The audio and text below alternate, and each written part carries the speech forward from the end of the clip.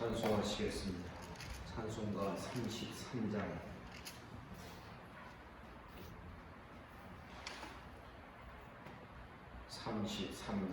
찬송합니다.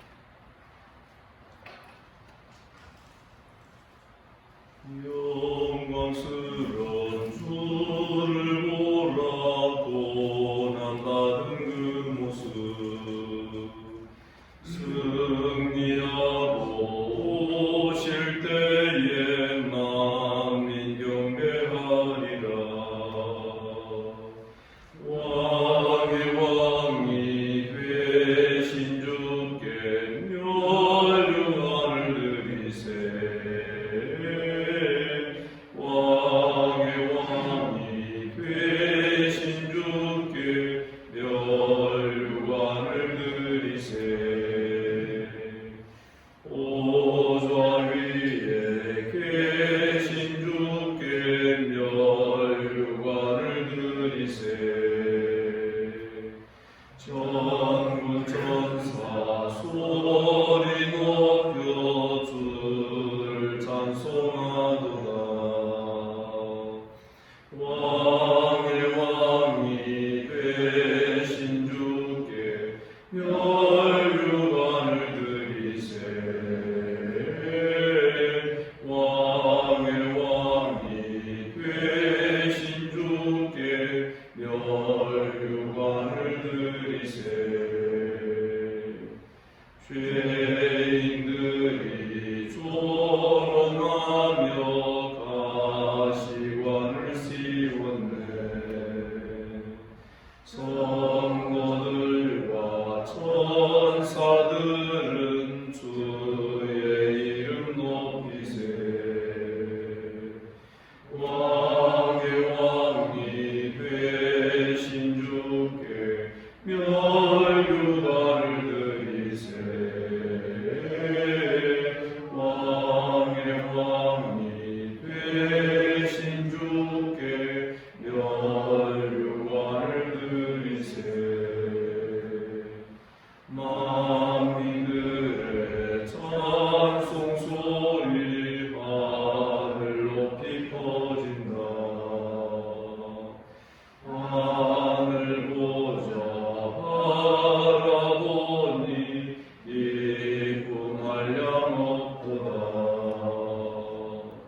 왕의 왕이 되신 주께 멸류관을 드리세. 왕의 왕이 되신 주께 멸류관을 드리세.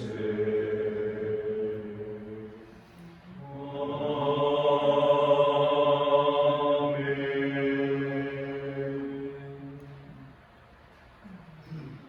주께서 이 아침에 우리를 이 자리로 불러주신 줄 믿습니다. 사도신경으로 신앙 고백드립니다.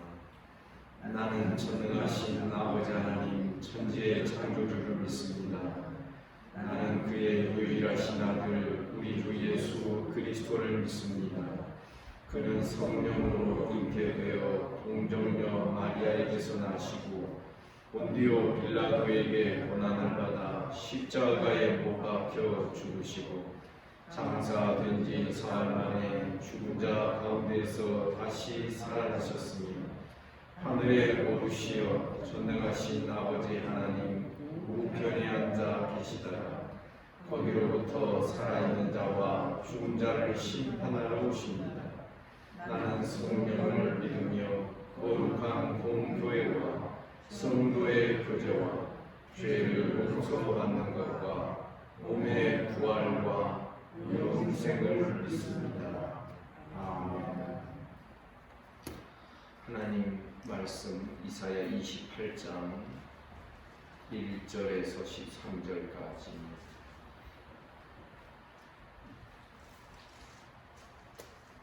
교독하겠습니다.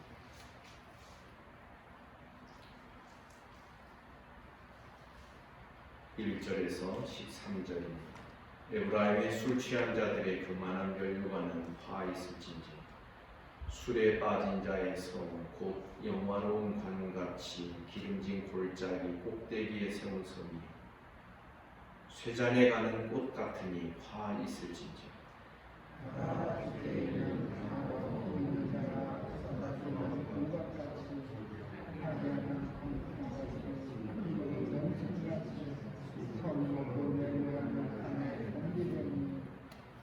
에브라임의 술 취한 자들의 교만한 멸관이 발에 밟힐 것이라.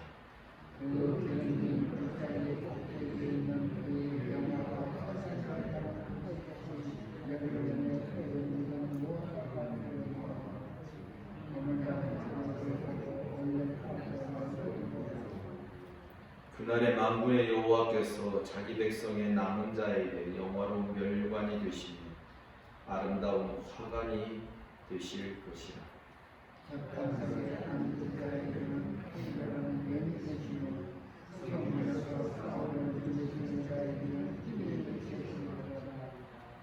그리하여도 이들은 포도주로 말미암아 옆걸음치며 독주로 말미암아 비틀거리며 제사장과 선지자도 독주로 말미암아 옆걸음치며 포도주에 빠지며 독주로 말미암아 비틀거리며 환상을 잘못 풀며 재판할 때에 실수하나니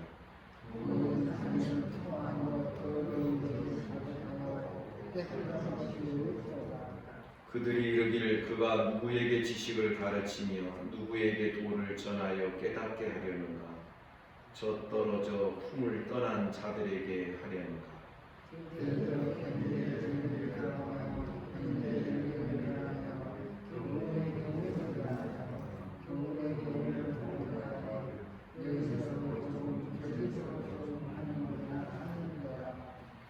그러므로 더듬는 입술과 다른 방언으로 그가 이 백성에게 말씀하시리라.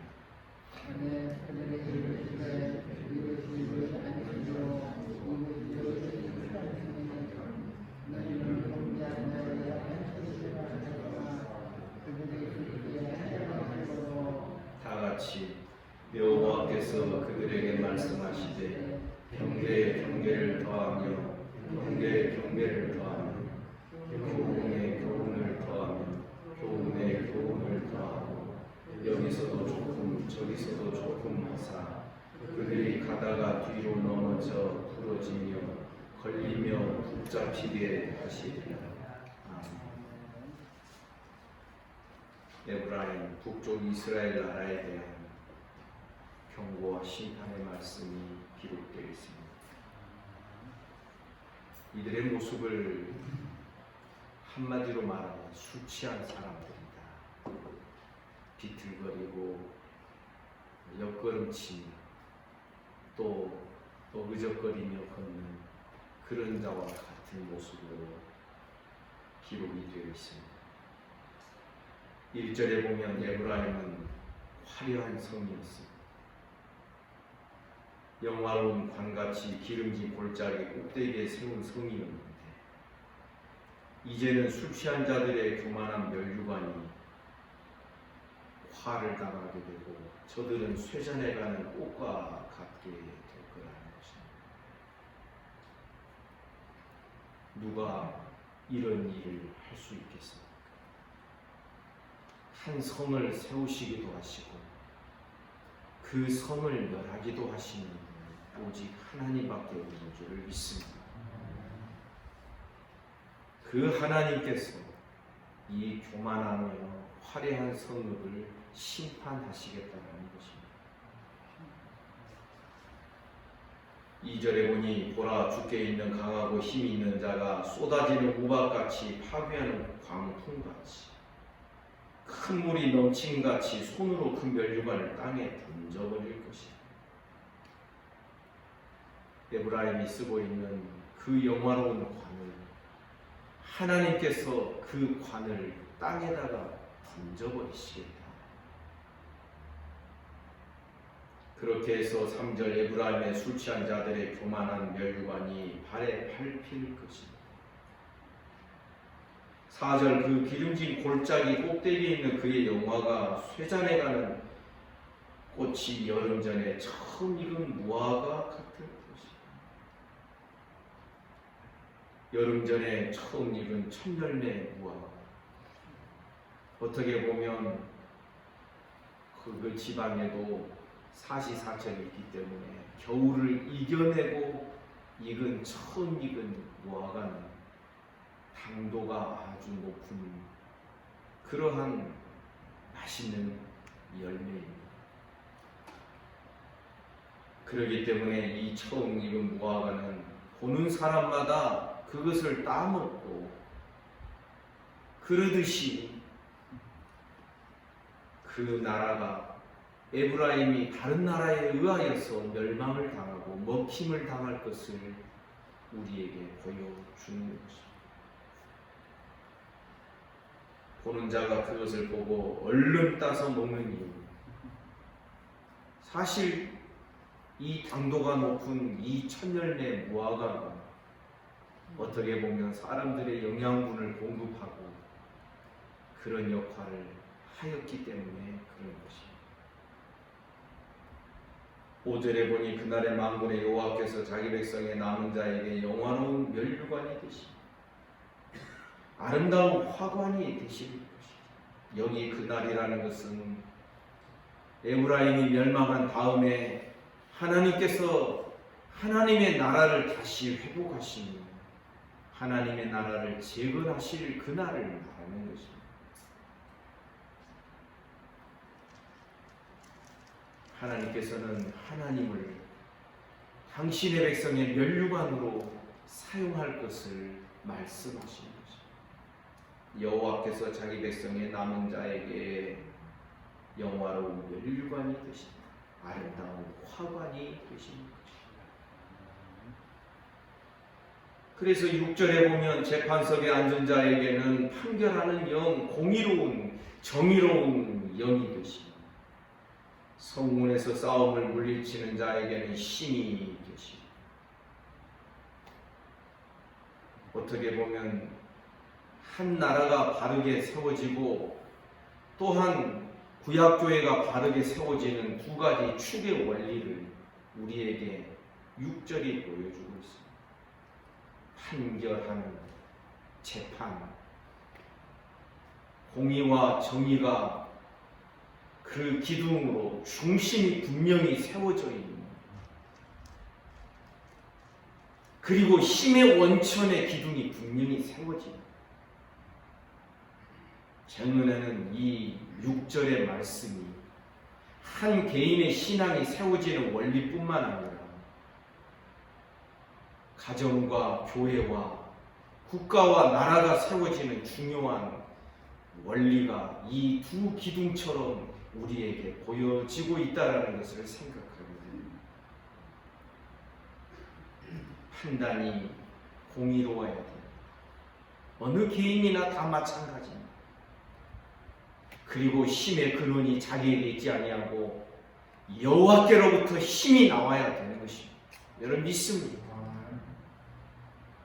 이것이 구약 교회가 견고하게 세워지는 두 축이 될 것입니다. 그러나 7절에 보니 이 에브라임은 포도주로 말미암아 옆걸음치, 독주로 말미암아 비틀거리, 제사장과 선지자도 독주로 말미암아 옆걸음치고 포도주에 빠지, 독주로 말미암아 비틀거리며 환상을 잘못 풀며 재판할 때 실수,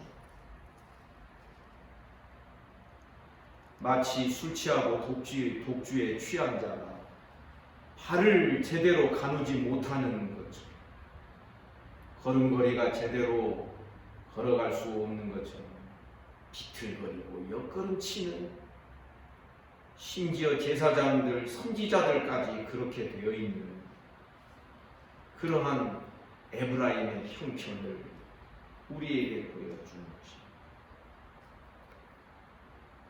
8절에 보니 모든 상에는 토한 것, 더러운 것이 가득하고 깨끗한 곳이, 재판하려고 딱 재판석에 앉아 있는데 이 재판관이 술이 취해가지고 재판도 제대로 못하고 그 앞에 있는 상에다가 막 토해내고, 그런 모습을 8절이 보여주고 있는 것입니다. 온통 영적인 판단이 흐려지고 있었고, 무엇이 공이고 무엇이 정이고 무엇이 옳은 것인지가 모두가 다 자기 기준으로 생각하기 때문에 다 그것이 흐려져 있는 이런 상황에 에브라임을 우리에게 보여주고 있는 것입니다. 그들이 이렇게 취하여 살고 독주로 비틀거리며 살게 되는 원인이 9절 이하의 기록입니다. 그들은 말합니다. 그가 누구에게 지식을 가르치며 누구에게 도를 전하여 깨닫게 하려는가? 저 떨어져 품을 떠난 자들에게나 하려는가? 지금 이 말은 무슨 뜻이냐? 에브라임이 선지자의 그 하나님의 말씀을 전하는 선지자의 그 말을 거절하는 것입니다. 선지자의 그 가르치는 말은 저 떨어져 품을 떠난 자들, 어린아이에게나 가르쳐라. 우리는 그 가르침을 받을 필요가 없다. 겨우 어린아이들에게나 가르칠 말씀이 될까? 우리는 이미 경계를 가지고 있고 교훈과 지식을 가지고 있는 자들이다. 그래서 10절에 보니 이렇게 비아냥됩니다. 대저 경계에 경계를 더하며 경계에 경계를 더하며 교훈에 교훈을 더하며 교훈에 교훈을 더하되 여기서도 조금 저기서도 조금 하는구나 하는 것. 이게 무슨 뜻이냐면 또 그 소리, 또 그 잔소리. 우리 모르는 거 아니다. 이미 경계를 가지고 있고 교훈을 가지고 있고. 그런데 네가 하는 말은, 선지자가 전하는 그 말은 잔소리를 더하는 것밖에는 아니다. 지금 그렇게 하나님의 말씀을 전하는 선지자를 비아냥거리고 여기서도 조금 저기서도 조금 한다는 것. 선지자의 말이 횡설수설하고 일괄성이 없고 그렇게 선지자가 전하는 말을 그렇게 놀리고 있고 그렇게 판단하고 있는 것입니다. 하나님의 말씀을 그렇게 비아냥거리는 저들을 향하여서 11절에서 이렇게 말씀을 하십니다. 그러므로 더듬는 입술과 다른 방언으로 그가 이 백성에게 말씀하시되, 더듬는 입술과 다른 방언으로 말씀하신다는 게 무슨 뜻입니까? 이게 지금 선지자의 말을 듣지 아니하니까 이방 나라를 통하여, 쉽게 말하면 아수르의 공격으로 멸망을 당하여 이방 나라의 그 가르침을 저들이 받게 될 것이라는 것을 말씀하는 것입니다. 사랑하는 성도 여러분, 우리는 주의 말씀을 가볍게 여기지 않기를 주님의 이름으로 축복합니다. 선지자는 하나님의 말씀을 전하는 자였습니다. 그런데 예수께서 이적과 기사를 많이 행한 곳이 자기 고향이었지만 말씀도 가르치고 그랬지만 듣지 않았던 이유가 뭐냐면 예수님이 그의 부모가 그들 가운데 있었고 그의 형제들이 그 가운데 있었던 것을 기억하고 알고 있는 사람들이었기 때문에 예수님의 말씀을 받아들이지 못했던 것입니다. 쉽게 말하면 말씀 전하는 자의 인간적인 면, 인성적인 그런 때문에, 그런 이유 때문에 하나님의 말씀을 거절하는 이런 모습을 우리는 성경을 통하여 볼 수 있는 것입니다. 이러한 자들에 대하여 하나님께서는 그러면 이방 나라의 다른 방언으로 너희를 가르칠 것이다. 이방 나라가 너희를 정복하여 너희를 압제하고 이제는 강제적으로 그들의 말을 듣게 할 것이다. 하나님은 그렇게 말씀하시는 것입니다. 이 말씀은 어떤 것입니까? 하나님이 선지자를 통하여 전하는 말씀은 어떤 성격의 것입니까? 12절에 보니 전에 그들에게 이르시기를 이것이 너희 안식이요 이것이 너희의 상쾌함이니 너희는 곤비한 자에게 안식을 주라 하셨으나 그들이 듣지 아니하였다. 무엇이 안식입니까? 하나님의 말씀을 듣고 그 길을 걸어가고 하나님의 말씀의 뜻대로 사는 것이 참된 안식인 줄 믿습니다. 이것이 너희의 즐거움이 되고 기쁨이 되는 것입니다. 여러분, 자기 삶에 취하여 있는 자는 하나님의 말씀이 들어오지 않습니다. 그러나 하나님의 말씀이 기쁨이 되고 즐거움이 되는 자, 달고 오묘한 그 말씀, 아멘입니다. 하나님을 향하여 마음이 열려있다는 증거가 되는 것입니다. 사랑 여러분, 우리는 하나님의 말씀을 달게 받고 기쁨으로 받기를 주님의 이름으로 축복합니다. 그러나 이사야 선지자 시대에는 어떤 일이 일어났습니까? 그들은 듣기는 들어도 깨닫지 못하고 보기는 보아도 알지 못하고 저들의 눈은 감기고 저들의 귀는 막히고. 이사야 6장에 보면 하나님께서 이사야를 백성들 가운데 보내시면서 네가 앞으로 할 사역은 이런 것이다. 전해도 듣지 않을 것이고 네가 전하면 전할수록 백성들의 귀는 점점 더 어두워지고 눈은 점점 감기게 되고 복음을 전하면 전할수록 더 마음이 어두워지는 그런 현상들이 저들 가운데 일어나게 될 것을 말씀하셨던 것입니다. 망하는 자들은 결국 이런 함정에 빠지게 됩니다. 누가 판 함정입니까? 자기 스스로 판 함정이 되는 것이죠. 그러나 성도 여러분, 우리는 주의 말씀을 즐거워하는 자들이 되기를 간절히 소원합니다. 여러분, 성경을 읽을 때마다 말씀을 들을 때마다 어떤 길이 막 보이지 않습니까? 그게 보여야 되는 것입니다. 왜냐하면 이 하나님의 말씀은 주님의 도이기 때문에 그렇습니다. 도가 뭡니까? 대례, 길입니다. 하나님의 그 율법의 말씀이나 이 모든 것은 사람들이 걸어가야 될 그 길을 우리에게 명령하시고 정하여 주시고 그것을 가르쳐 주시면서 이대로 살아가면 너희에게 참된 평안이 있고 기쁨이 있고 안식이 있을 것이다. 아멘입니다. 그런데 자기 생각에 취하여 사는 자들이 있습니다. 신앙생활 하더라도 하나님의 말씀에서 조금 따온 것에다가 자기 생각을 잔뜩 집어넣어서 막 잡탕을 만들고 혼합물을 만들어 살아가는 자들이 있어요. 이런 사람들은 이런 명료한 신앙을 경험할 수가 없는 것이죠. 마지막으로 13절에서 보면 우리 하나님은 저들의 행한 대로 갚으시는 하나님이시구나 하는 사실을 깨닫게 됩니다.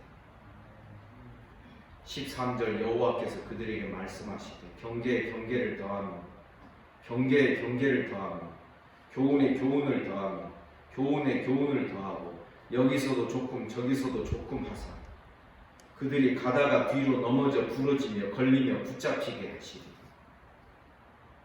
지금 이 13절은 이미 백성들이 10절에서 하나님의 말씀을 비아냥거리며 말했던 것에 대하여 그래? 너희가 그렇게 생각하냐? 하나님의 말씀을 그렇게 생각한다고? 그래, 너희들의 말대로 너희 생각대로 한번 그렇게 되도록 해주마. 여러분, 어떤 것은요, 하나님은 우리의 말과 다르게 역사하십니다.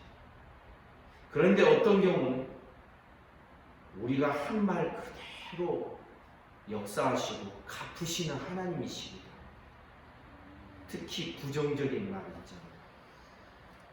이스라엘 백성들이 가데스 바네아에서 12명의 정탐꾼 사건을 경험하고 10명의 부정적인 정탐꾼의 보고를 듣고 저들은 밤새도록 울면서 어떤 생각을 하냐면 야 이제 우리는 죽었고